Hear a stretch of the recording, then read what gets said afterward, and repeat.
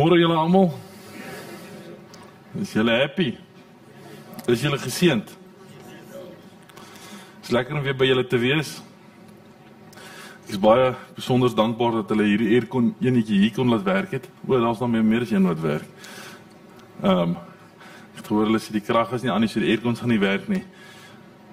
Toe dink ek, dit gaan taaf wees. Ek het al my sakdoek hierso. So dit gaan ons 'n bietjie troos bring. Maar kom ons bid gou saam. Dankie ons Hemelse Vader vir die wonderlike oggend, hierdie wonderlike dag dat ons by mekaar kan wees. Here, dankie vir die samekoms van die gelowiges, Here, en dankie dat U gesê het, daar waar 2 of meer in U naam vergader, daar sal U wees. So dankie dat ons welkom kan wees in U teenwoordigheid en U welkom is by ons. Here, ons loof en ons prys U vir die woord wat U gegee het, en die bediening wat U gegee het, en die geleentheid wat U gegee het dat ons in die woord kan deel. Seën ook asseblief hierdie boodskap soos hy uit sal gaan, sodat dit effektief sal wees en groot vrug sal dra. Ons bid dit in Jesus se wonderlike naam. Amen. Ek het nou die eerste keer wat ek nou met my selfoon gaan probeer preek.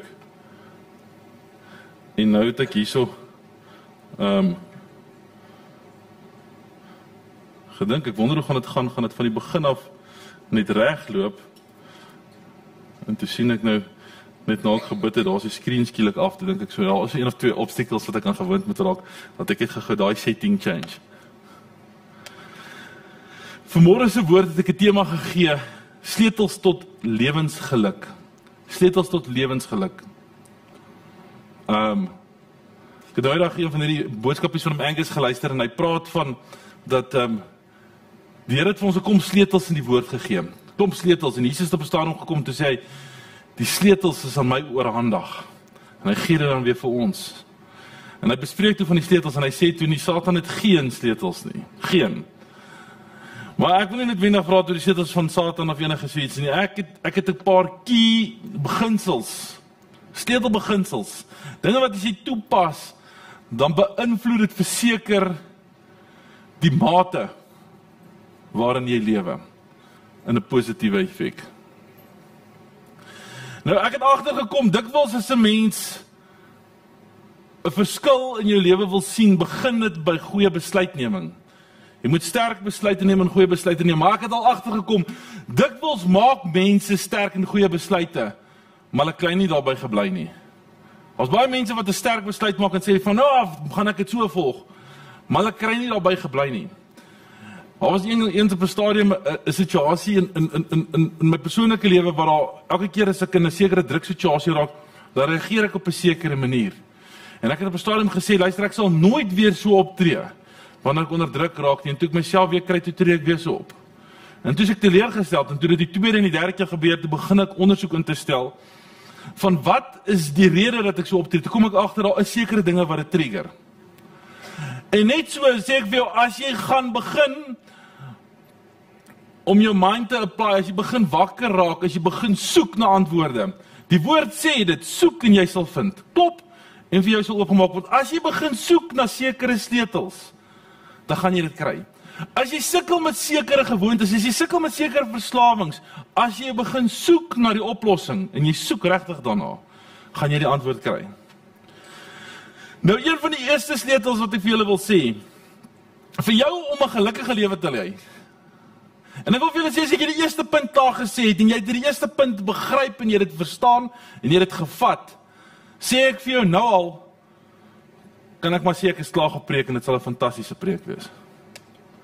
Die eerste sleutel wat ek vanmôre wil sê, as jy lewensgeluk wil hê, as jy 'n lekkerder lewe wil hê, as jy wil voel, eers met die lewe is 'n fees, moet jy groei in die gevoel, in die gedagte, in die gesindheid van vergenoegdheid. 'n Mens wat vergenoegd is 'n gelukkige mens. Ek wil vir julle sê, dis nie so volop soos wat jy dink, as ek dit sê nie. Vergenoegdheid is 'n redelike skaars commodity in die hedendaagse mens. Maar vergenoegdheid is 'n beginsel, is 'n toestand wat 'n mens bereik. En daar's party mense wat ontsettend vergenoegd is, en hy is so 'n gelukkige mens. En een van die mense wat ek al agtergekom het, ek glo dat, maar hy sal nie ongelukkig wees, seer gemaak wees as ek daaroor praat nie, is my dierbare vriend Franna. Julle almal ken nie vir Franna so goed soos ek hom ken nie. Ek is bevoorreg dat toe ek aan Pretoria was, soos die gemeente gehad het, het hy op 'n stadium daar so ons deeltyds gehelp om die sange te lei, wat beteken dat hy was by ons gemeente die helfte van die tyd, van al die Sondae, en dan was al die band practices daar. En ek en hy het 'n baie close verhouding gebou oor die 3-4 jaar wat hy daar was, en ek het gereeld by hom gaan kuier, en hy het gereeld by my gekuier, en ons het baie saam, ek by die plaas gaan slaap, en hy by ons in Pretoria geslaap, en ons het ure saam gekuier.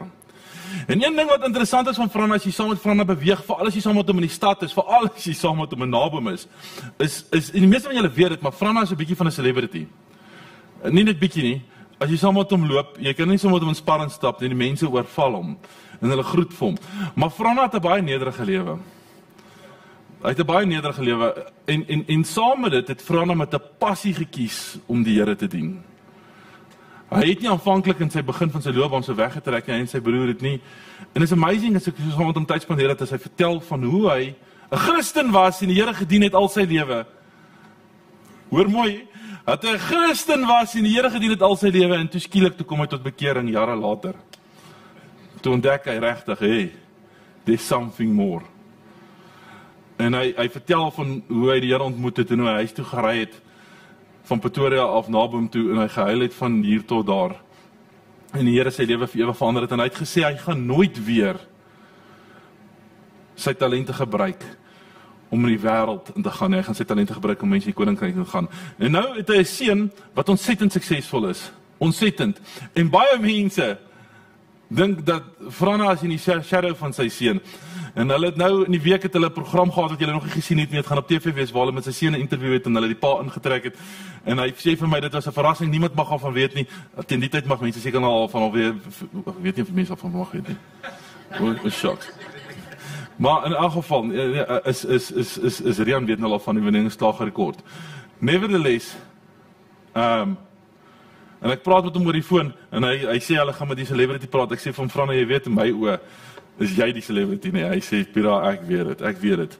Maar wat ek julle wil sê van Franna, as jy met Franna te doen kry, gaan jy sien, dat as gevolg van sy keuse, en ouens, as ek hierdie vir julle net kon gedemonstreer het, dat julle dit fisies met julle ook kon sien, as gevolg van sy keuse, is finansies nie een ding wat volop in sy lewe is nie. Franna is 'n celebrity, wat hard werk, elke dag van sy lewe, om 'n living te maak, finansiëel. En ek sê vir julle sal partykeer geskok wees, om agter te kom, hoe hard daai man met sy talente werk om 'n lewe te maak. Hoe hy vroeg opstaan en moet boer, hoe hy trok ry soos 'n trokdrywer om 'n lewe te maak. En daar's niks vernederend van hom daaraan nie. Hy is so vol vergenoegdheid en lewensvreugde dat as jy saam met Franna net sit en kuier en koffie drink, dan kry jy 'n motivering vir die lewe, want die man loop oor van vergenoegdheid. Die lewe is net so lekker vir hom. Is net, vergenoegdheid is nie 'n finansiële posisie nie. Vergenoegdheid is nie 'n liggaamlike posisie nie. Dis nie as ek soveel kilogram verloor, then I will be enough nie. Vergenoegdheid is 'n mindset en 'n toestand wat jy bereik. Nou ek het agtergekom as jy net 'n besluit maak dat ek gaan van nou af vergenoegd wees, dit nie so eenvoudig is nie. Mens kom nie so eenvoudig by vergenoegdheid uit nie. Dis nie so eenvoudig dat jy besluit dat ek gaan van nou af vergenoegd wees nie. Ek het agtergekom vergenoegdheid ontstaan en groei uit sekere omstandighede uit. En een van die omstandighede waar dit die maklikste groei, waar dit opgroei, is uit 'n atmosfeer van dankbaarheid uit. Dit klink so eenvoudig, maar soveel mense mis dit. Mense moet net meer begin fokus op dankbaarheid. En as ek sê op dankbaarheid, praat ek van dankbaarheid dikwels vir dit wat jy het en nie vir dit wat jy wil hê nie, because that's the problem. Ons fokus te veel en te gereeld op wat ons wil hê en nie wat ons het nie. My pa het nou die dag die storie vertel van die mense wat aangeval is in hulle huise en beroof was en hulle goed is gesteel en hoe ontsteld hulle was en hoe kwaad hulle vir God was dat hulle victims was van 'n inbraak. Maar geen dankbaarheid vir die feit dat daar geen leed in hulle is nie, want hulle het geslaap en gelê en slaap terwyl hulle gebreek het. Hulle kon net so maklik aangerand gewees het, aangehou gewees het, ewen vermoor gewees het. Daar so baie slegte goed wat kon gebeur het. Maar dankbaarheid is die wese van ek is baie dankbaar dat ek ry met hierdie kar wat ek ry. Al is hy nie die droomkar wat ek graag wou gehad het nie. Dankbaarheid begin net deur om te sê, Here, ek is dankbaar dat ek vandag lewe en gesond is. Ek is dankbaar dat ek hierdie boodskap kan hoor, dat ek wakker is, dat ek nie op 'n plek is, die weerligslaat nou laasweek op Vrydag, daar in Pretoria so, dat het letterlik, nou ek sê vir julle, ek het groot geword in Secunda, en ek weet die weerlig in Secunda kan erg wees. Ek weet dit kan. I don't know what, ek dink is seker die eyster en die bloubil is 'n spiere of iets, maak ek daar in Pretoria, it's next level. Dis letterlik, ek het een keer, ek onthou dit, ek het dit vir Ilana gesê, toe sy in die Kaap was, toe sê sy vir my, ek oordryf, toe neem ek videoetjies, ek kan seker die videoetjies nog gaan soek, dat ek tel om 30 tot 40 donderslae 'n minuut. Dit klink letterlik soos oorlog. Dis soos, nou in die week, ek dink is donderdag aand of woensdag aand, slaat daai donder weer so, nou is ek al wakker geslat, is ek al vir 15 minute wakker geslat. Dan dink ek, hierdie dogtertjie van my gaan nou begin huil. Sy gaan nou begin huil. Want dit is erg. Nou kyk ek op haar monitor, dan sien ek sy lê op die bed en trek sy haar ore so toe. Naderhand toe begin sy te huil, maar toe raak dit nou baie loud. Dan gaan haal ek haar en sit ek hier langs van in die bed. Dan lê sy op in my bed en trek sy ook die ore toe. Dit is rof. Ouens, as jy net dankbaarheid moet kry dat jy donder weer hoor en die regte kan ons skote nie. Ek het al hoeveel keer gedink in hierdie COVID tyd, weet julle hoe erg sal dit moet wees as hulle moet oorlog hou? In 'n land soos Suid-Afrika, one shot is all electricity gone. Dis net so fragile. Dis so fragile, want dan jy skielik nie meer vervoer nie, skielik is die kettingwinkels plat, jy kan nie meer kos en melk kry, dis ongeluk is net, oorlog is net so iets, wat jy aan wil dink nie. Ouens, is so maklik om dankbaar te wees. Maar die mense sukkel met die beginsel van dankbaarheid. Ek dink, en ek wil dit vir julle sê, as jy enigsins wil dankbaarheid in jou lewe groei, is ek dink die perfekte plek waar dankbaarheid begin, en dit waaruit dankbaarheid uitvloei, is jy moet jou gesindheid net begin instel vir waardering. Net om rond te gaan en die klein goedjies in die lewe te begin waardeer. Die klein goedjies is ons boun partykeer oor wat jy eet, dalk net die feit dat jy kan eet. En dat jou liggaam gesond funksioneer, dat jy gesond net weer kan badkamer toe gaan. It's a big deal as dit weg is. Die feit dat jy 'n mes en 'n vurk het wat skoon is, met seep en water gewas is. Die feit dat jy 'n bord het om uit te eet. Die tafel om by te sit. Begin net die klein goedjies in die lewe die weet te waardeer. Men in Suid-Afrika probeer die government ons so hard leer om dit te waardeer, net dat die ligte aan is. Begin dit te waardeer. Is nie meer, ek praat met my een vriend, ek gaan môre gou Bloemfontein toe vir 'n besigheidstransaksie, en ek vra vir hom, hy sê altyd ek moet daar gaan kuier, ek sê, hoor jy, is dit fyn as ek op jou kan kom kuier? Hy sê, Piet, asseblief, kom. Hy sê, maar weet maar net, hier in Bloemfontein, het ons 'n massive probleem met water. Hy sê, so hy kos nie water nie, en ek sê, ek het dit nou al opgelos gekry, en ek het al klomp tanks en dinge gesit, en ek het vir my drukpomp gekry, en ons kom al reg sonder die water. Hy sê, maar so 'n ander probleem in hierdie land is load shedding. Hy sê, en load shedding verstaan ons almal al, maar wat die mense in die res van Suid-Afrika nie verstaan nie, dat as ons load shedding het, dan het ons nie water nie. Want dan werk my oplossing vir die water nie meer lekker nie. So hy sê, ek moet tog verby dit ook kom, om laat my pomp kan werk, as die krag af is, want is die basiese goedjies, moet ons net leer om te waardeer. Ons moet net begin, om goedjies te waardeer. Want as jy die klein goedjies begin waardeer, ek het 'n persoon wat ek ken wat in die Kaap is, wat daai ou het my op 'n stadium so gebless, met sy gesindheid van, as hy met my praat, is dit, dis 'n lekker wonderlike koel oggend in die Kaap vanmôre. Dan is dit nie koel nie, in my opinie is dit net koud. Dis ontsettend koud. Dan sê hy, is 'n lekker warm dag vandag. Vandag het ons lekker warm. Vandag gaan ons lekker roomhuis en swem. Dan bedoel hy, dis aan die ander kant van 40 grade. Alles is net altyd lekker. Ons gaan net ietsie lekker eet, ons gaan net bietjie lekker stap, ons gaan bietjie lekker rus. Ons vat dit bietjie lekker rustig. Alles is net so lekker. Dit is net 'n gesindheid van ek waardeer alles in die lewe. Kla nie oor alles nie, ek waardeer alles. En uit die waardering uit kom dankbaarheid. En uit die dankbaarheid kom vergenoegdheid.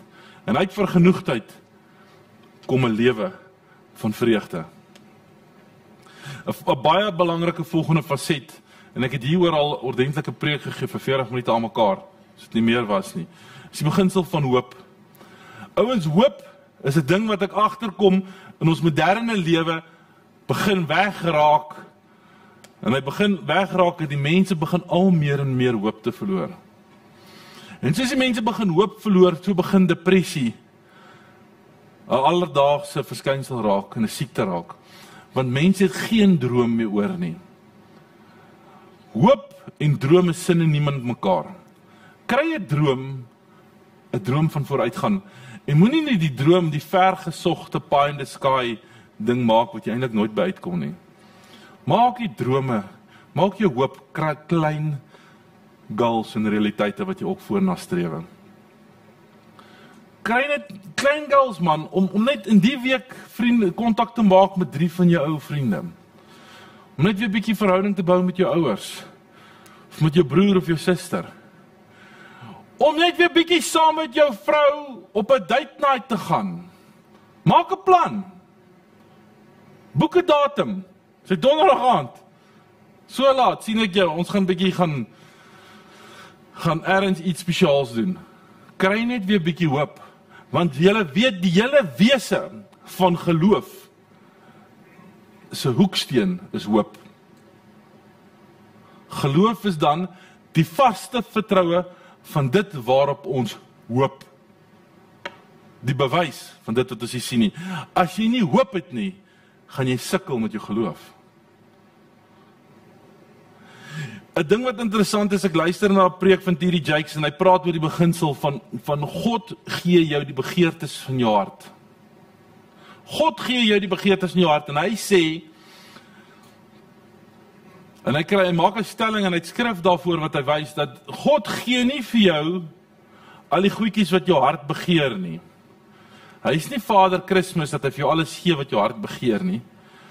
Hy is die ene wat vir jou gee die begeerte wat jy nou op soek is. En dan gee hy die tools om dit te kan kry. En hy het 'n hele teaching daaroor en ek wil nie in daai teaching ingaan nie. Ek begin toe dit te bestudeer en ek kom agter die woord praat oor God wat die begeertes van jou hart gee op verskillende vlakke. Maar wat T.D. Jakes se topic is, hy sê daar's begeertes in jou hart wat van Satan afkom. Daar's begeertes in jou hart wat van jouself afkom en daar's begeertes in jou hart wat van God afkom. Identifiseer dit en groei die begeertes van jou hart wat van God afkom. Want as jy hulle reg bestuur en die saad nat maak en die grond bemes, sal daai begeertes vir jou goeie oes gee. Ek het agtergekom toe ek bietjie my eie studie gaan doen oor die topik, dat jy kan tot vir God begin vra, Here, seën vir my met die regte begeertes. Jy sien wat oor hierdie topik wil ek nie hê julle moet verward raak nie. Dit is so eenvoudig soos hierdie. Wanneer jy graag 'n voertuig soek, en ek het dit nou al gehad met mense.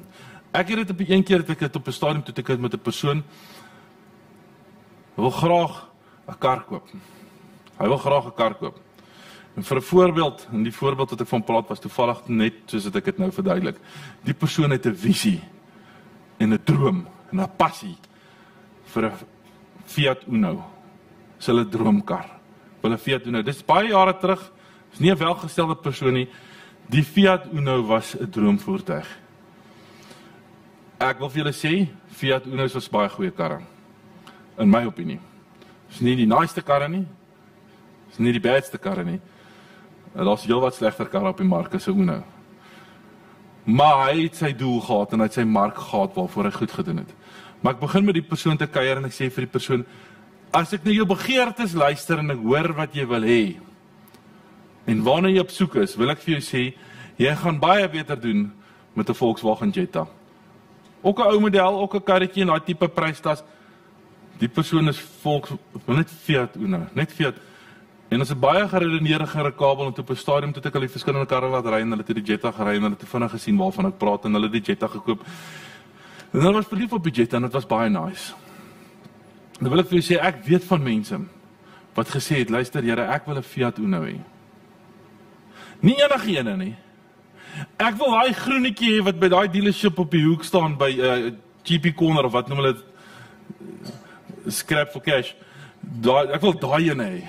Daai ene met daai nommerplaat. Here, ek wil, en hulle het gevas en gebid om daai ene te gee en die Here het alles in sy vermoë probeer doen om hom te keer om nie daai kar te koop nie, want die Here het geweet dat daai kar is met duct-tape aan mekaar vasgesit. En daai ou, die Here se plan vir hom waargemaak, want hy het geld gaan leen by familie wat hy nie kon terugbetaal nie en hy Uno gaan koop wat met duct-tape aan mekaar vasgemaak is. En hy het gery en hy het getuig, die Here het hom gebless met hierdie stukkie skrap. En daai stukkie skrap het gebreek en hy was kwaad vir die Here. En ek wil net hierdie balans vir julle verduidelik, julle moet nie in die slaap raak nie, maar fokus hierso. Dat die Here gee jou begeertes, maar jy moet so 'n bietjie net probeer guidance kry in hoe en wat hy jou seën met sy begeertes, dat jy die regtes tot vervulling bring, en nie die wat jy self maak nie. Nie die eie begeerte dryf, soek God se begeertes vir jou. Soek God se begeertes vir jou.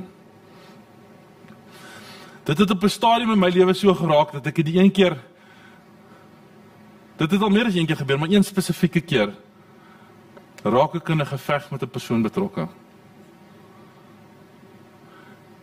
En ek wil vir julle sê, en ek werk uit my strategie, hoe ek hierdie uitdaging, ek noem hulle uitdagings, is vir my so mooi woord wat ek geleer het, hierdie uitdaging gaan oorkom.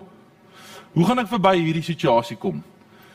En jy gaan praat met prokureurs en jy gaan praat met adviseurs en jy kom agter dat jy 'n baie sterk posisie.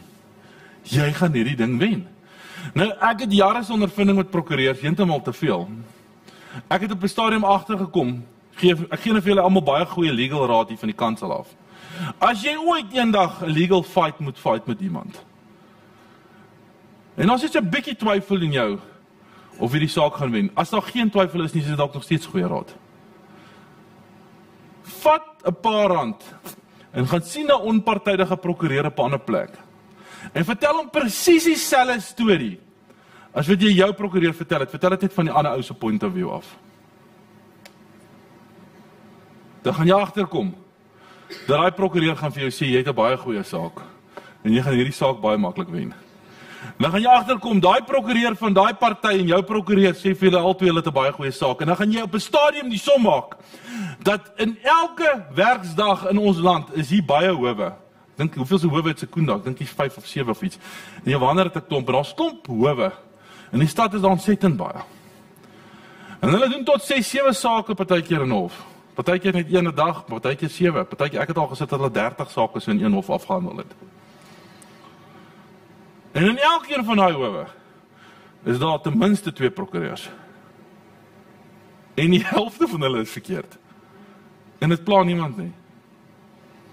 Ek meen, as elke dag 10.000 prokureursopinies wat verkeerd is.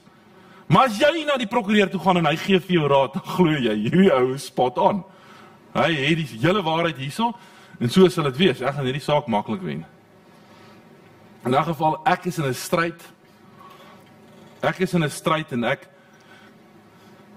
is in hierdie ding gewikkel en ek gaan na die Here toe soos 'n goeie Christen sal betaam. En ek vra die Here moet my guns gee en die Here moet my leiding gee. En Here gee my guns dat ek die regte goeie sal raak sien in hierdie saak en die regte strategie en by die regte prokureur sal wees en my prokureur die regte goed sal sien en dat ek sal weet dat en Here gee my guns en laat ek by die regte regter sal wees en ek bid en ek gaan te kere. En op 'n stadium gebeur daar iets met my.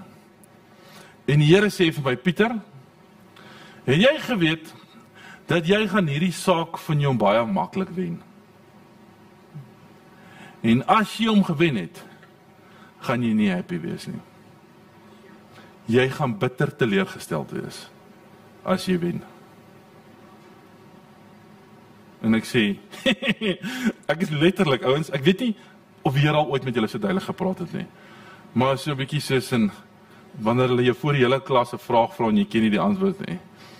En ek sê, Here, nou wat moet ek dan doen? Ek sê, Here, ek weet dan nie. Ek sê, Here, ek weet dan nie wat om te doen nie, want dit wat ek doen, is dit wat ek weet wat om te doen. Dis die wet, dis die reëls, dis die strategie, dis die business strategy. Ek weet nie wat om te doen dan nie. Ek sê, Here, ek weet nie wat om te doen nie. En ek weet letterlik nie wat om te doen nie. Want ek wil hierdie punt mooi by julle kry en ek wil nie julle deur mekaar praat nie, maar dis maklik as jy 'n kar soek om vir die Here te sê, Here, gee vir my 'n kar. En partykeer is dit so dat as jy, Here, gee vir my 'n wit kar. Here, gee vir my 'n wit Volkswagen kar, Here. Here, gee vir my sommer daai model wat met diesel werk, Here, en met outomaties is. En Here, ek wil so spesifiek wees, ek wil nie as enige een, ek wil die ene by daai garage hê. Of die ene wat my broer of my sussie ry of wie ook al. Maar dis erg as jy partykeer as die Here vir jou sê gaan en jy sê waartoe en jy sê Here, ek wil graag Kaap toe gaan en hy sê vir jou nee en dan sê Here, okay, maar waar jy nou? Dat ek letterlik by 'n punt kom. Letterlik dat ek vir die Here sê, Here, maar nou weet ek nie. Ek sê, Here, dan moet jy my nou help. En ek onthou dit toe ek bid, ek sê, Here, maar help my dan nou. Here, help my nou. En die Here sê vir my, jou hele strategie is verkeerd. Change jou hele strategie. Change die hele manier waarmee jy die geveg veg. Change dit. Ek sê net vir julle dat ek vir die prokureur moet bel en sê, luister, ek wil vir jou sê, jy gaan dit seker nie verstaan nie. Ek sê, maar ek is 'n Christen en die Here het vir my gepraat en hy het gesê, ons gaan dit nie meer so kan doen nie. So ek gaan dit nie meer so kan doen nie. Ek weet as jy advies en ek het jou advies geglo en jy het goeie advies gegee, maar ons gaan dit nie meer so kan doen nie. Dat ek tot die teenparty se prokureur bel en sê, hoor ek wil dat niemand glo wat ek doen nie. Hulle almal dink ek is besig met 'n triek. Ek is besig met 'n triek. So met 'n ander strategie. Here, help my. Ek wil vir jou sê, dis dalk 'n goeie plek vir jou om by te kom, want dit het vir my gewerk. Dis partykeer as dit 'n goeie plek is, jy sukkel met jou finansies, sukkel met jou gesondheid, sukkel met jou verhouding, sukkel met jou besigheid, gaan net en sê, Here, help my. Here, help. Here, sê vir my nou, ek dink ek weet wat die oplossing is, en dis ook opgelaai net, maar help my. En kyk, dalk is die rigting wat jy ingaan, heeltemal die verkeerde rigting. Ek het 'n paar dinge wat ek wil uitwys, wat negatiewe aftrekkings is, lekkasies is, vir 'n suksesvolle, vreugdevolle lewe. Goeders wat onttrekkings maak van dit. Dis eerstens, vergelyking is the thief of all joy. Hou op om te vergelyk heeltyd met ander mense. Hou op daarmee. En as jy wil vergelyk, wil ek dalk vir jou sê, begin net bietjie om heeltyd te vergelyk met die mense wat swakker as jy is. Want daar's baie. Ek wil eintlik begin sê, ek wil ophou sê, hou op om te vergelyk. Ek wil sê, ouens, vergelyk net asseblief tog aan mekaar met die mense wat minder as jy het. Terwyl jy in jou kar ry, hou op om te kyk na die ander karre wat nicer is en begin net bietjie by die venster uit te kyk na hoeveel mense ry jy verby wat loop. Terwyl jy so geïrriteerd is met die taxi, dink hoe moet dit voel om agter in daai taxi te sit.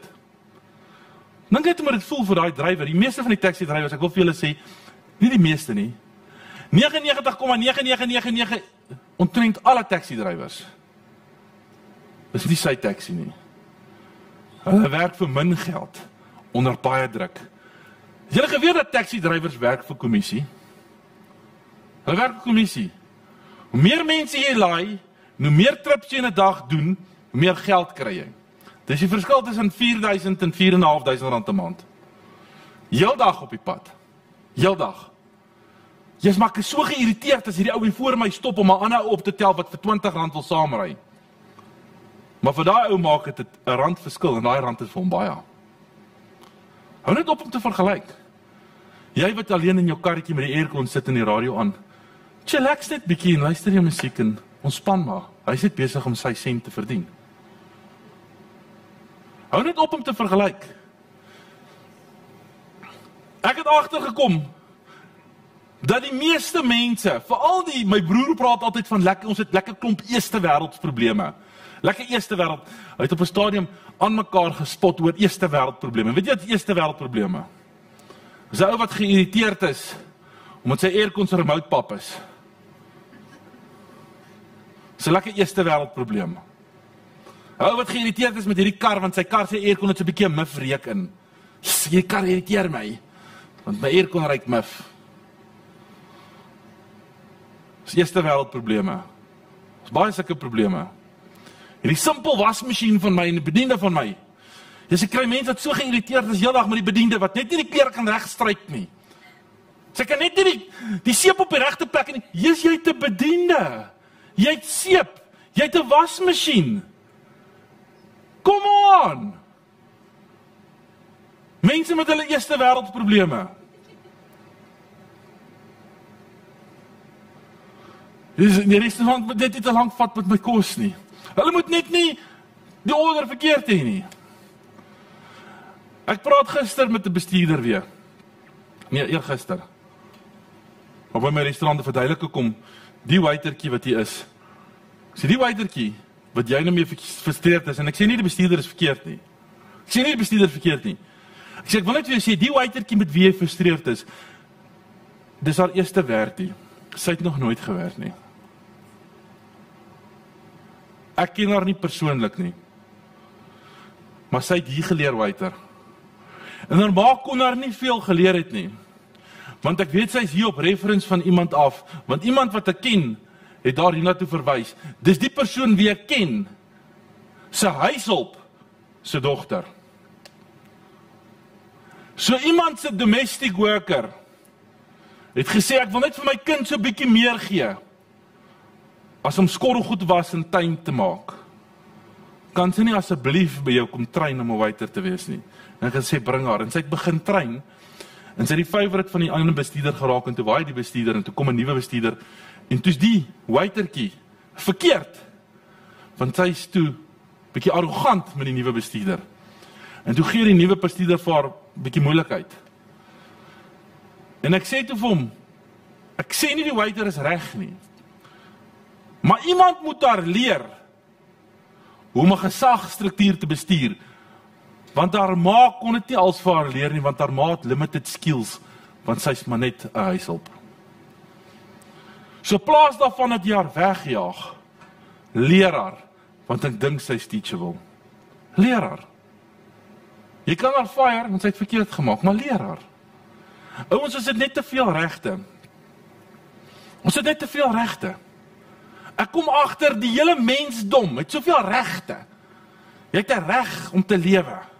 Jy het 'n reg om aan die sekere kant van die pad te ry. Jy het 'n reg om op fiets te ry. Ons het soveel regte. Die vrou trou met die man en dis haar reg dat die man vir haar moet sorg. En die man sê dis my reg dat jy vir my moet kos maak. En dis 'n reg dat jy die kinders moet bad. Wie se regte is dit? Waar kom julle aan hierdie regte? Vertel vir die vrou en die man wat sukkel om kinders te kry. Die man het 'n reg daarom aan te dring dat die vrou se job is om die kind te bad. Gaan vertel dit vir daai koppel wat die kinders kan hê nie. Ek sê altyd vir mense, as jy regtig so op jou regte wil staatmaak, gaan so 'n bietjie na die kankersaal toe by 'n staatshospitaal. En dan gaan sê jy vir daai mense wat daar lê, julle moet bietjie julle regte opeis, man. Dan gaan jy agterkom, die lewe het eintlik baie meer voorregte en baie minder regte. En hierdie is key, mense. As jy gaan besef dat die kar wat jy ry is nie eintlik joune nie. Jy gebruik hom net vir 'n rukkie. Dis net 'n voorreg. Die huis wat jy nou in bly is net 'n voorreg. Dis net 'n voorreg, julle. Die sagte stoel wat jy op sit in hierdie aircon gebou is net 'n voorreg, julle. Dis net voorregte. Ouens, ons lewe is aan mekaar gesit met 'n klomp voorregte. As jy net begin besef, die feit dat jy my nou kan hoor is 'n voorreg. Ouens, die feit dat jy my kan sien is 'n, die feit dat jy kan kleur sien is 'n voorreg. Die feit dat jy die oorlog in die land is, en die feit dat ons nou weer kan kerk hou, ek weet ons kom uit COVID uit. Dis 'n voorreg. Dis net voorregte, ouens. Dis net voorregte. Begin te besef dat jy veel uit regte wat jy het. Want hulle leer hierdie goeters so in politiek. Jy het hierdie laws. Ek verduidelik dit Ek het nou 'n nuwe bestuur daar by my by die besigheid. En daar's al 3 of 4 van my werknemers wat by my kom klaar oor die bestuurders, en die bestuurders is elke keer reg. Maar dan sien ek hierdie mense het 'n verhouding met my. En nou is dit challenging, want ek het 'n verhouding met 'n werknemer al vir 10 jaar. Dan raak hy laks, hy raak lei onder 'n vorige bestuurder. Dan waai die vorige bestuurder, kom 'n nuwe bestuurder in. En daai nuwe bestuurder het 'n standaard wat hy wil kry, en hy's 'n nuwe besem en hy wil die plek skoon vee en hy rig al alles op. En dan kom hierdie werknemer nie dadelik reg nie. Dan piets hierdie nuwe bestuurder vir daai werknemer wat al 5 of 10 jaar saam met my werk oor die vingers. Dan kom daai werknemer na my toe. Dan kom sê hy vir my: "Meneer Smit, hierdie nuwe bestuurder maak so en so en so en so en so." Dan sê ek vir hom: "Ek wil vir jou ietsie sê. Ek like jou. Ek like jou al vir lank. Ek sê, maar as jy bestuurder jou nie like nie, gaan hy jou fire. Ek sê, en ek gaan dit nie kan keer nie." Dan teken ek daar op my tafel met 'n pen en papier. Dan sê ek, dis so gesag werk. Ek sê, al like ek jou. Ek sê, as jy gaan fire, gaan ek dit nie kan keer nie. Ek sê, die beste wat ek kan doen, is ek gaan dalk kom kyk of haar pos oop is op 'n ander plek, maar ek het nie nou ander pos op 'n ander plek nie. So wat ek jou wil sê, so nice as jy met my is, gaan wees so nice met jou bestuurder ook. Want jy het nodig dat jou bestuurder jou like en dat jou bestuurder jou job like.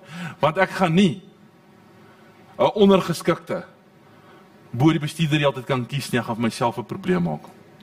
So jy moet verstaan dat jy moet die guns by jou bestuurder ook kry, nie net by my nie. Dan sien ek hulle stap daar uit half kop onderste bo en gaan sê hulle jammer, want hulle het geglo. 4 bestuurders in 2 weke het geglo. My verhouding met die baas gaan my red as dit kom met my challenge met my manager. Dit werk nie so nie, ou. Julle het te veel regte. Te veel regte. Dit is 'n voorreg om hier te werk. Dit is 'n voorreg. Dit is 'n voorreg om daar te werk. Stop die veelheid regte wat die CCMA en die dis voorregte. Dis voorregte. Daar's 'n gedeelte in die Bybel. Ek het nou hierso 'n lang storie hierso uitgeprint, want ek word partykeer gekritiseer dat ek lees nie genoeg Bybel nie en ek preek te vinnig. Toe ek nou hierso vele so 8 of 10 skrifte gaan kry dat ek lekker kan Bybel lees. So vandag vir die van julle wat hierdie week nie Bybel gelees het nie sleg voel nie, ons gaan dit inhaal. Net so 'n bietjie lees dat jy agterkom dat Petrus is nie net die ou wat in die tuin werk nie.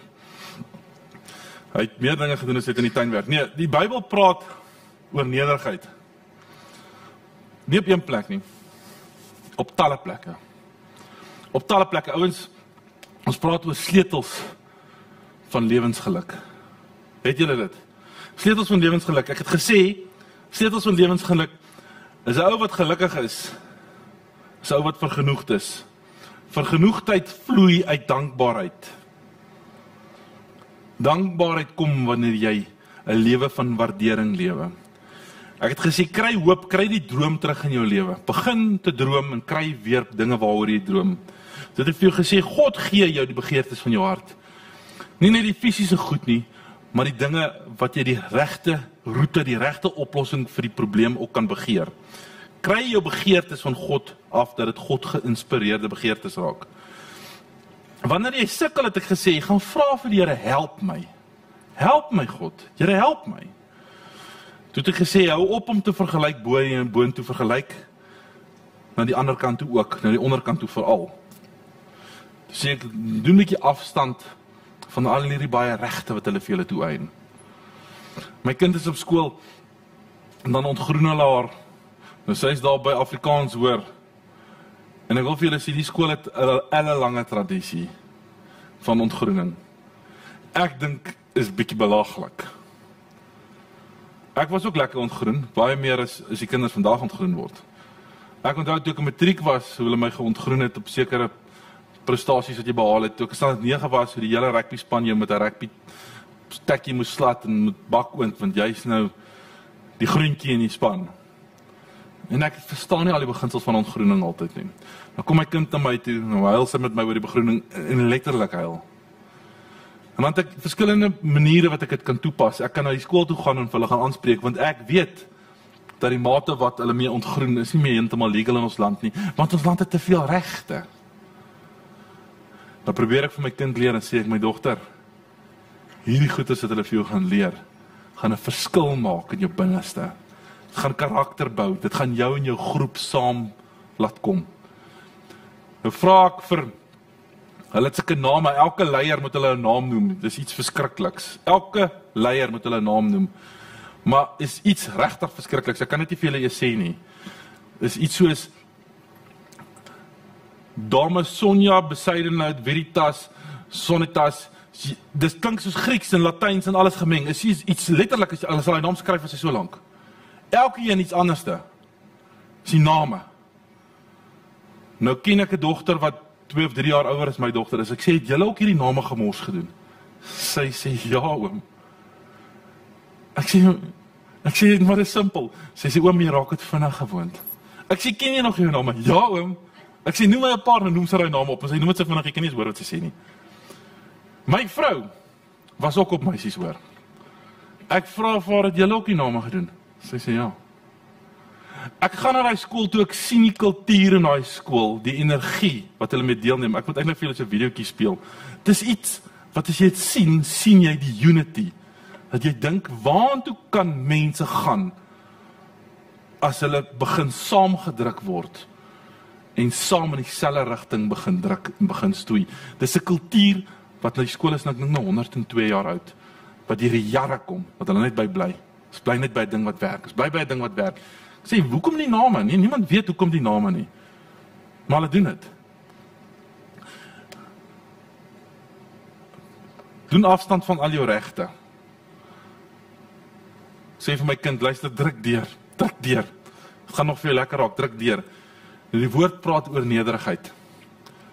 As jy gaan nederigheid soek, praat hy oor baie plekke oor nederigheid, nie bietjie nie. As 'n sekere gedeelte in Jakobus, dat ek het gou geskiep sommer na Jakobus toe. Jakobus 4 vers 6. Jakobus 4 vers 6 en sê hy, maar hy gee groter genade, daarom sê hy, God weerstaan die hoogmoediges, maar aan die nederiges gee hy genade. Het julle al daai gelees? Die kans is goed, ja, want dit staan op 5 verskillende plekke in die Bybel. God weerstaan die hoogmoediges, maar aan die nederiges gee hy genade. God weerstaan, kan dit so belangrik wees dat dit 5 keer in die Bybel staan? God weerstaan die hoogmoediges, maar aan die nederiges gee hy genade. Dit staan hier so in 1 Petrus 5 vers 5, sê, en julle wat jonger is, moet dan na die ouer mense onderdanig wees. Almal moet trouwens teenoor mekaar nederig wees en mekaar help. Want God weerstaan die hoogmoediges, maar aan die nederiges gee hy genade. Dis nie dieselfde ou wat dit sê nie. Een is Jakobus, die ander is Petrus. Dit gaan tot in die Ou Testament in. Want God weerstaan die hoogmoediges. Ouens, daar's iets. Derek Prince sê, hulle vra vir hom in 'n interview, is all sin the same? Hy sê, op sekere vlakke het alle sonde dieselfde effek. Hy sê, maar alle sonde is verseker nie op dieselfde vlak nie, nee.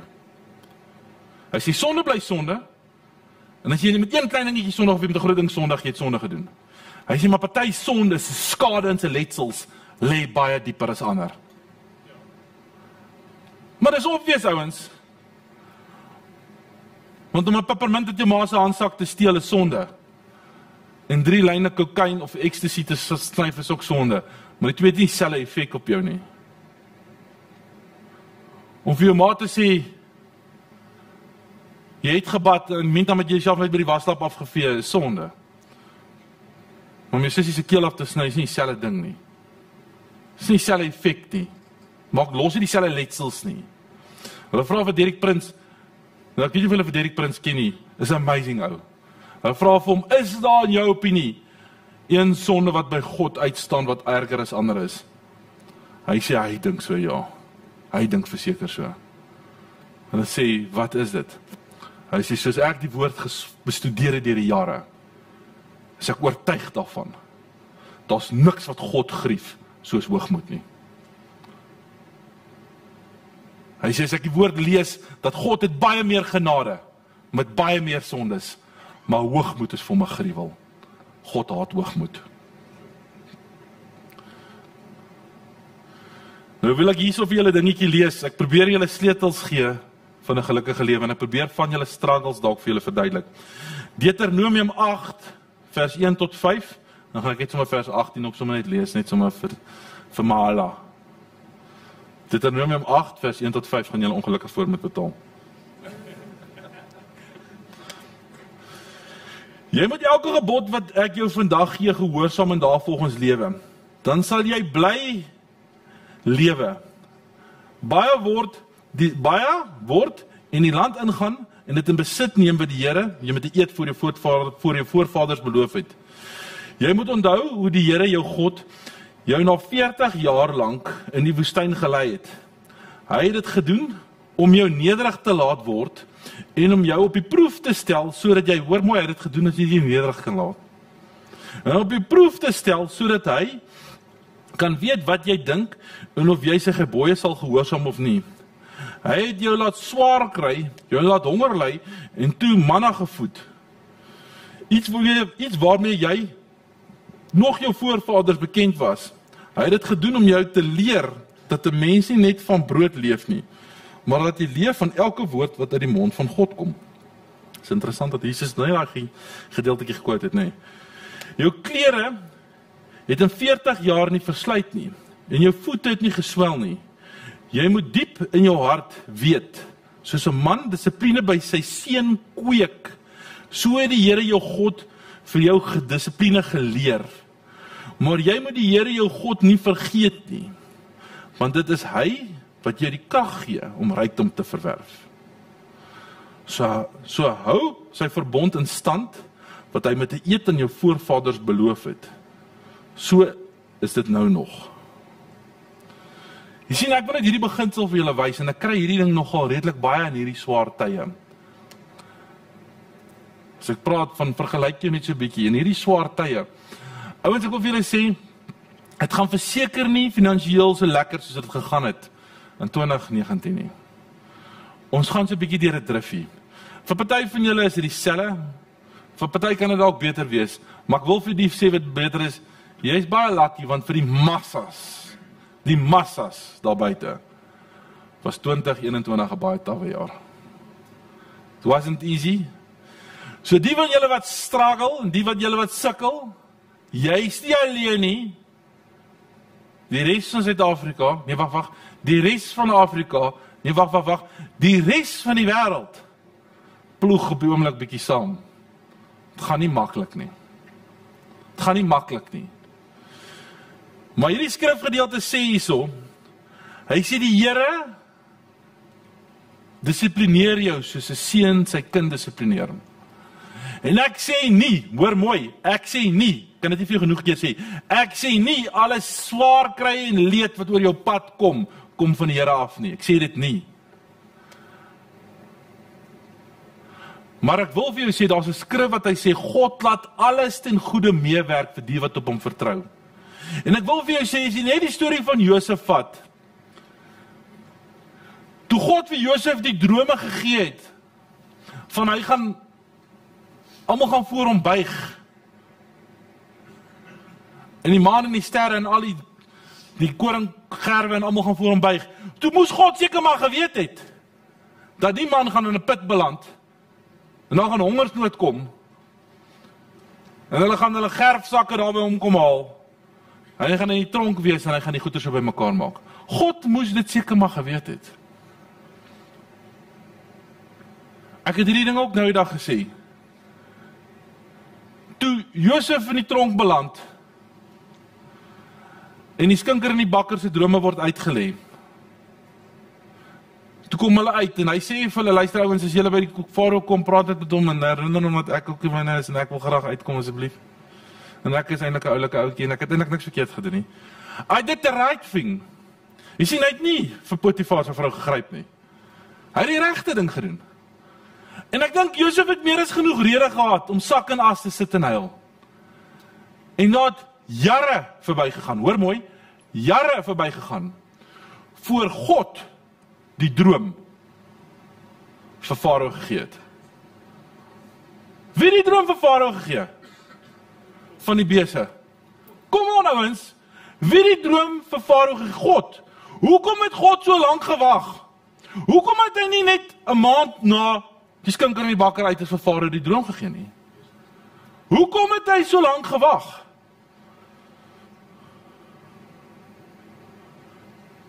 Daar moes dalk iets van 'n maturity groei in die karakter van Josef. Om hom van daai kind, van ek is my pa se favorite met my ou Technicolor Dreamcoat. En ek is die paleis se beste werkertjie. En ek is die chief in die tronk. Kom dat hy op die ou end die karaktertoetse gepaas het om regtig die heerser te wees. In die posisie wat hy aangestel was. Jy sien, dit is net so eenvoudig. Ek het 'n klein poppie wat daar agter sit, so oulik soos dit sy is, gaan sy nou begin swemlesse kry. Want 'n swembad is 'n gevaarlike ding, en swem is lekker. Ek kan haar nie net laat swem, sonder die lesse nie. En ek wil vir jou sê, omdat ek bietjie lewensondervinding het, kan ek julle nou al sê, die kans dat sy die eerste 1 of 2 keer as in die water ingaan, gaan dink, hierdie is hemels, so lekker. Dit werk nie so nie. Selfs net as jy 'n kind het en jy wil hulle leer bestuur, mense met kleinkindertjies hierso, weet julle veel makliker is die lewe as jou kinders vir jou kan begin rondry, vra my pa. Maar hoekom gee julle nie vir julle 5-jarige en 7-jarige kinders net almal karre nie? Dit is regtig lekker as hulle vir jou begin rondry. Jy sien, hulle moet net eers 'n bietjie 'n paar karaktertoetse pas. Jy moet eers 'n paar karaktertoetse pas, jy moet net bietjie groei. En ek wil vir jou sê, om gedissiplineerd te word, is nie aldag so lekker nie. Die woord praat van God gaan jou snoei. In Johannes 15, sê ek is die wynstok, julle is die lote, en die Vader snoei alles weg wat nie mooi en reg is nie. Dink jy regtig is lekker om gesnoei te word? Och, ons word kwaad vir die Here as ons lewe nie net maanskyn en rose is nie. Ek het 'n pel wat op 'n stadium nou 'n challenge kry by die werk, en dit lyk asof hy sy werk gaan verloor, en dit raak al moeiliker, en as ek sy situasie kyk, dink ek, jy moes lankal daar gewaai het. Ek meen, jy stak in 'n dead-end job, kom uit daai posisie uit, en ek sien, hy kom nie daar uit nie. En hy huil so, want die Here vat sy voorsiening weg, en ek dink, die Here is besig om vir jou te voorsien, om uit hierdie posisie uit te kom. Hy hang af uit van wat sy angle af jy dit wil sien, nee. Hy hang af uit van wat sy angle, dan gaan party mense uit daai posisie uit. Ek onthou net na skool, ek was in Oosterrand op skool, hier so in die dorp, kyk toe was Oosterrand 'n fantastiese skool. Kan nie sê, hy is nie nou meer fantasties nie, I don't know, maar toe was dit fantasties. Nee, Maria. Dit was so erg dat, true story op 'n stadium by hoërskool, so kon nie teen ons deelneem nie. Want ons is 'n groot skool en hulle is nie 'n groot skool nie. Is nie meer vandag heeltemal dieselfde nie, maar nevertheless. Maar in my matriekjaar, het ek in 'n oomblik van 'n lang complicated storie, het ek my matriek gaan klaarmaak by Middelburg Tech. En ek is daartoe, en ek het, sê dit vandag, met sekere arrogansie in sekere situasies opgetree.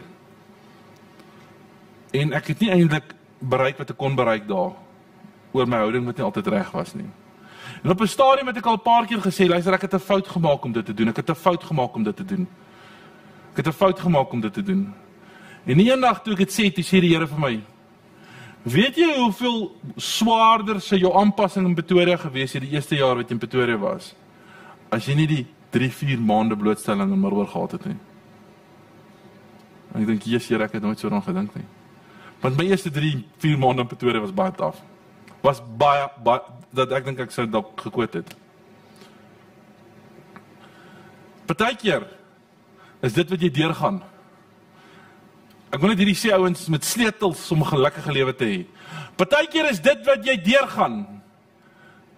Dit wat jou karakter bou, wat jou voorberei vir die paleis. Partykeer is dit wat jy deurgaan, die voorbereiding vir jou karakter om jou nederig te kry. Om jou nederig te kry.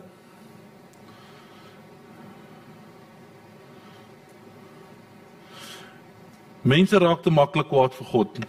Ek kan nie dink dat mense kwaad vir God kan raak nie. Ek sit nou die dag met iemand en praat en hy vertel vir my, van die een dag, Die Here het hom nog nooit gefail nie. Dis 'n amazing story, ek dink hy moet dit vir julle kom vertel.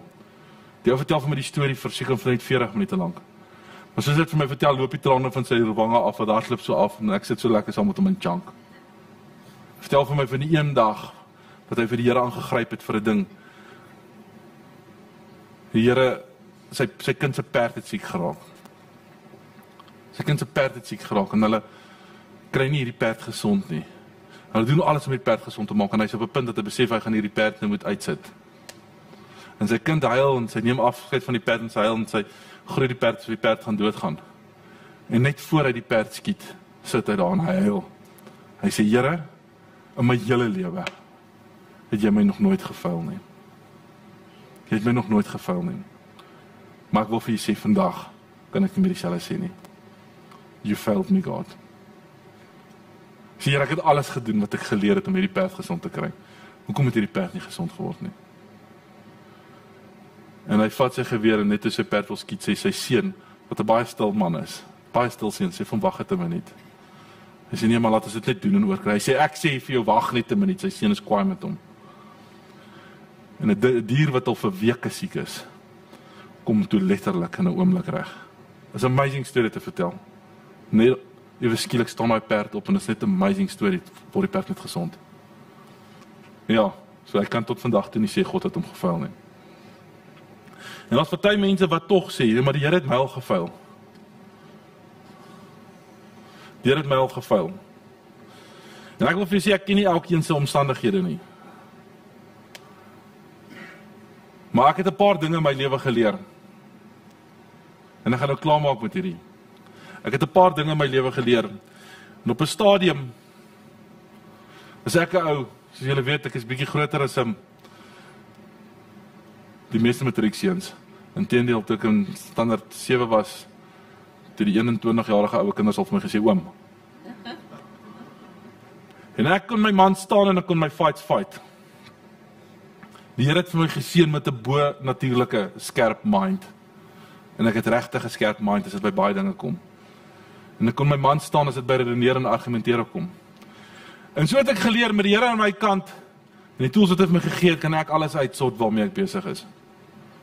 En ek het nou vir julle vertel van die een geleentheid wat die Here my gestop het, maar dit het al 'n paar keer gebeur, dat die Here my gestop het. Die een keer het ek het veel ook vertel, dat ek iemand wil gaan uitsort, en ek gaan daartoe om sy bene te breek, en ek vat saam met my broer saam, ek sê, kom broers, geseënd is dit as broers saam beklei, kom ons gaan sort gou hierdie ou uit. En ons almal daag daar op by die man se tent, en hy is toe gelukkig vir hom nie daar nie.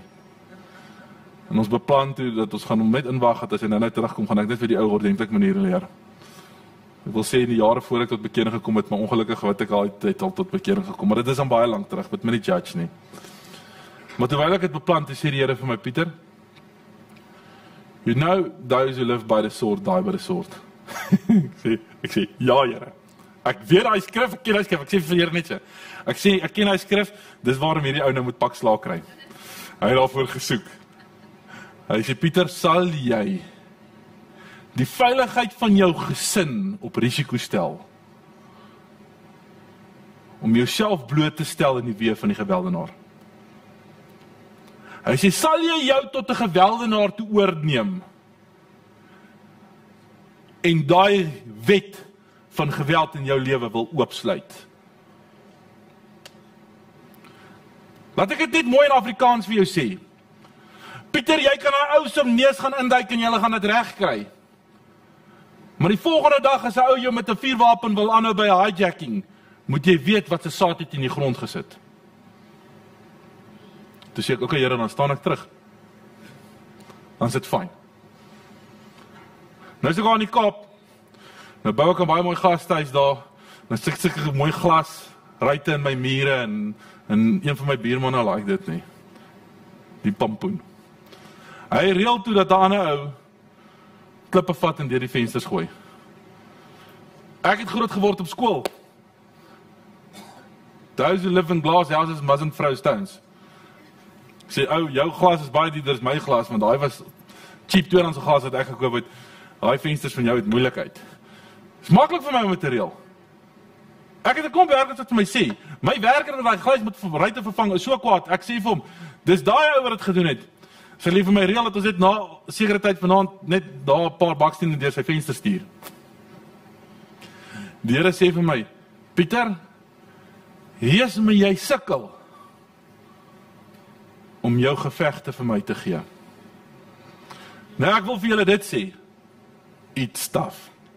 Jy dink jy's oulik, jy dink jy's slim. Dis 'n massive restraint om God jou geveg te laat veg. Dis 'n massive effort as iemand jou offend om stil te bly en te sê, Here, sal jy dit uitsort? Veral as jy dink jy kan. Veral as jy dink, jy sort ek sommer maklik uit. Nou op 'n stadium toe loop ek en ek is so besig met 'n geveg op my eie. Hardes, dankie. Ek is so besig op 'n geveg vir my eie. En ek loop daar in die tyd waar ek bly met oorfone op. En ek spandeer tyd met die Here, maar ek is kwaad. Kyk, ek kan redeneer. En ek kan goed redeneer. My vriende het op van skooltyd al vir my gesê, help nie ek redeneer met jou nie, want ek weet ek is reg. Maar kan nie met jou redeneer nie, want jy beter as ek redeneer, laat dit altyd lyk asof jy reg is. Gaan julle daai song kry? Kom hy. En ek loop so en ek spandeer tyd met die Here, maar eintlik nie tyd met die Here nie. Ek is eintlik besig net met myself. Ek is net besig met myself. En terwyl ek so stap, toe kom hierdie song op wat hulle nou speel. Julle kan dit nog 'n bietjie harder sit.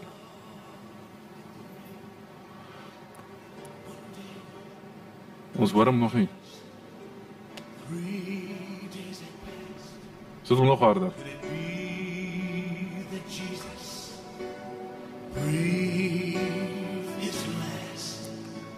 En ek redeneer alle kante toe.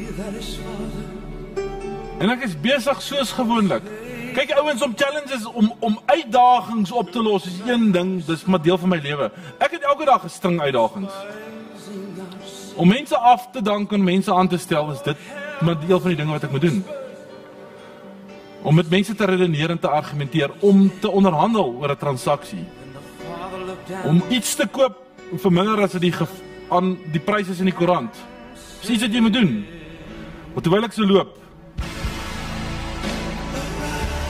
kom hierdie musiek op. En ek is so besig met my gedagtes. En next moment toe gaan ek net. En ek begin net te aanbid. Sit dit nog harder vir ons. En my omstandighede verander so. Ek is nog so aggressief besig om dit uit te sorteer. En iets breek net. Ouens, daar is so 'n skatkis van oorwinning, van voorsiening, van beskerming in die presence of God. My gedagtes was nie reg nie, my redenasies was nie reg nie. Maar toe ek net die dissipline kry om by God te kom en net tyd van aanbidding te maak. To change this. To change that.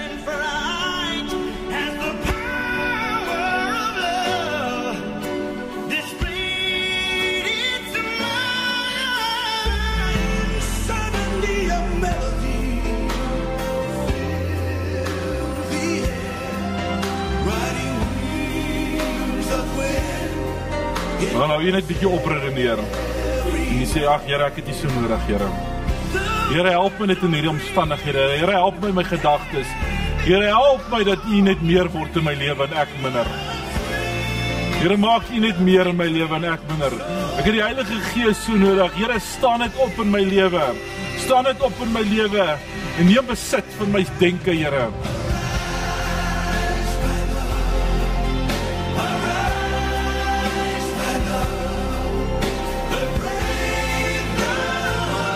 Die oorwinning is reeds behaal vir jou, Pieter.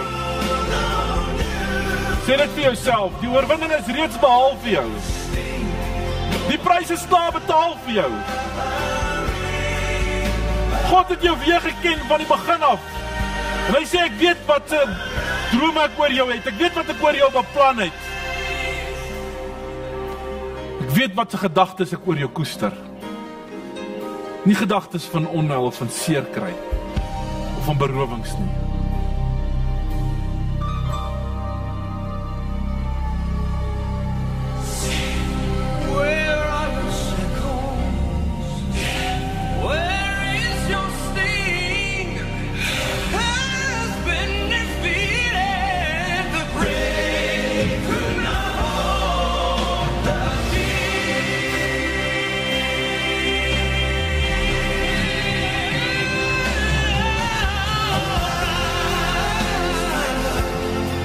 Yes, Jesus! Here, ek loof en ek prys U, Here, vir die werk wat U in my lewe gedoen het, Here. Here, dankie dat U nooit moeg geraak het of opgehou het, Here. Here, dankie dat U altyd bly veg het en bly werk het in my, Here. Here, dankie dat my oortredinge nooit te groot geraak het vir U nie. Here, dankie dat U net nooit op my opgegee het of nog geraak het nie. Ek loof en ek prys U, Here. Ek loof en ek prys U.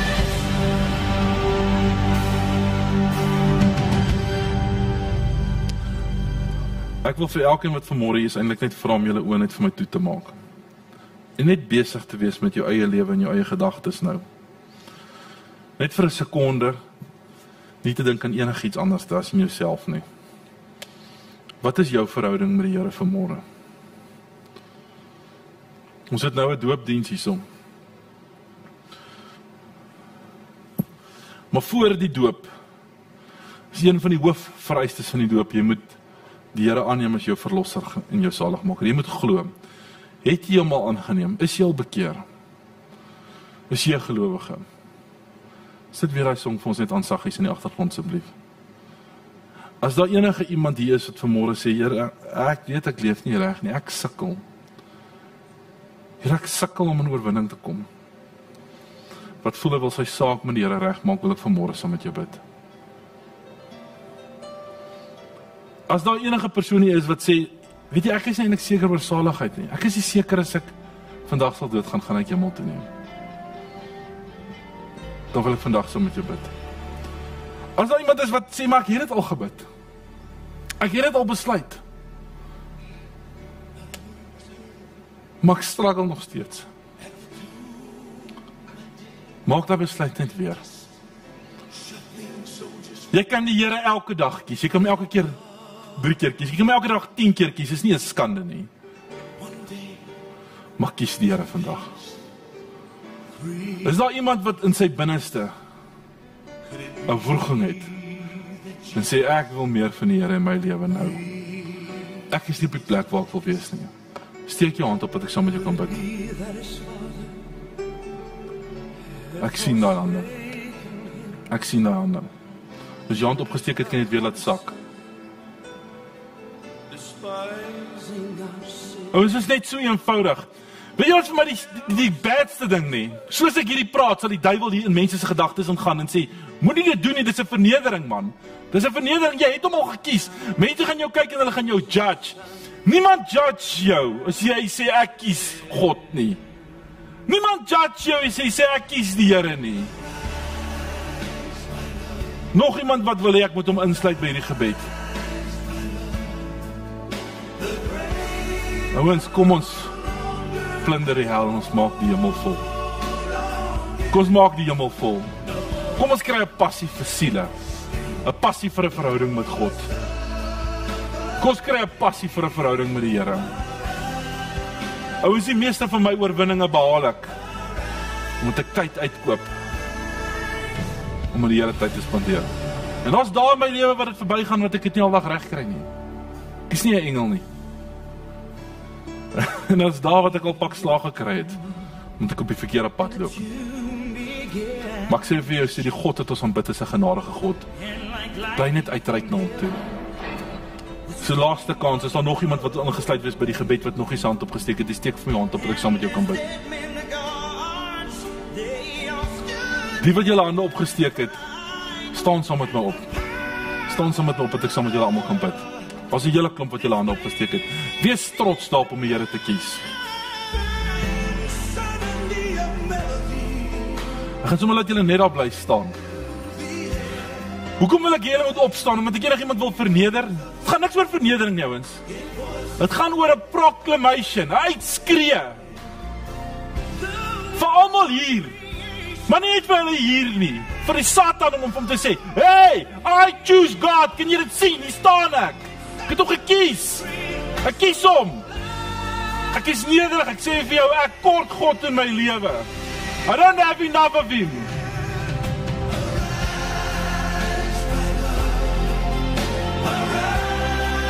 Yes, Jesus. Gelukkig het hy opgestaan. Gelukkig is God lief vir ons. Gelukkig is God genade so groot. Dit my sonde was nie groot genoeg nie. Hy het dit net weggewas. Asof dit niks was nie. Asof dit niks was nie. Thank you, Jesus.